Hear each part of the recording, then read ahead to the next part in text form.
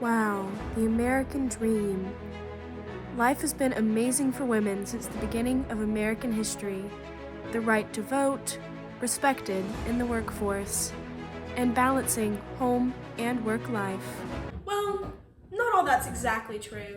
We're going to talk about women's actual rights in America, or lack thereof, more accurately, beginning in the 1800s. In the 1800s, women were basically second-class citizens. They had no education, no career, no property, and no voting rights. When women did attempt to educate themselves at home, they were very heavily discouraged from their father, brother, husband, other men in the house. Basically, their only purpose was to marry and have kids.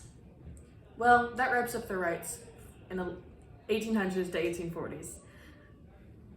Moving on to the 1850s, some changes began to happen. This is where women's rights really started to kick off. The Seneca Falls Convention was held in Seneca Falls, New York in 1848. This is where over 300 men and women gathered to discuss the social and political rights of women. Women really started to get excited about this, as it was finally their turn to have a say in these world matters. In fact, protests also began to break out all over the country, which finally ended in women earning the right to hold property, with their husband's permission, of course. Despite the blossoming women's rights movement, not much actually changed. Many of their actions, such as owning property, were still controlled by their husbands, and during this time period, they still did not have the right to vote. Beginning in the early 1900s, World War I broke out, which caused the increasing movement of women into the workforce while their husbands were off fighting for the country. Because of women's newfound freedoms in the workplace, the suffrage movement really took off. Suffrage groups were created and protests broke out all across the country. Many of them were led by suffrage icons such as Susan B. Anthony and Lucretia Mott. Finally, after a lot of hard work, women got the right to vote with the 19th Amendment in 1919. With women moving into the workforce and having the right to vote, it was plum dandy. Until the men came home from war. With many men getting their jobs back, women were sent back to the kitchen to be housewives once again.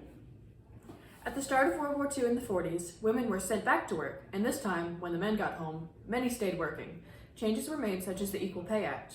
Women not only had jobs, but careers, such as secretaries, and for the few that went to college, they became things such as nurses and mathematicians. Although governmentally changes were made, such as the Equal Pay Act, social standards still had a ways to go. Many women were still forced by their husbands to be housewives and just to raise kids. Many of them did not earn a higher education.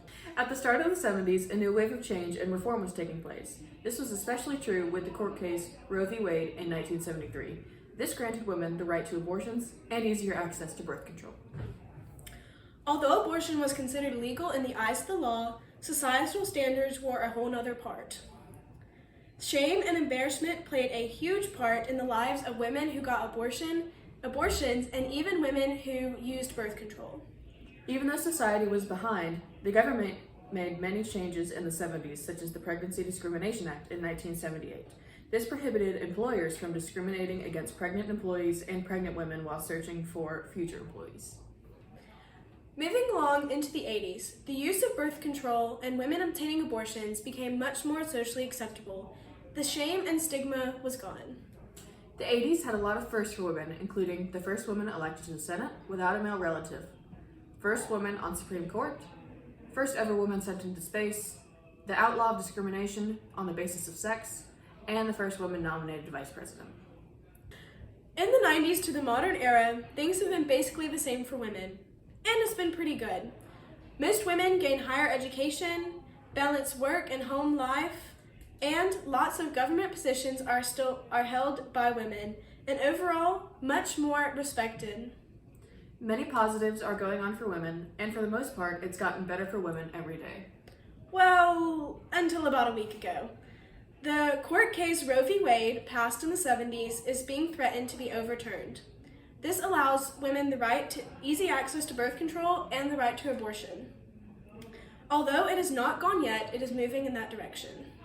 Some other negatives of the reality of women's rights today include unequal wages, discrimination of pregnant women in the workforce, a disadvantage for opportunities, and an extremely high increase in sexism and hate crimes, including catcalling, rape and sexual violence or harassment, and an overall unsafe environment for females. Overall, throughout American history, women's rights have had many ups and downs. But as of right now, it's on the uphill, and all we can hope is that it stays that way.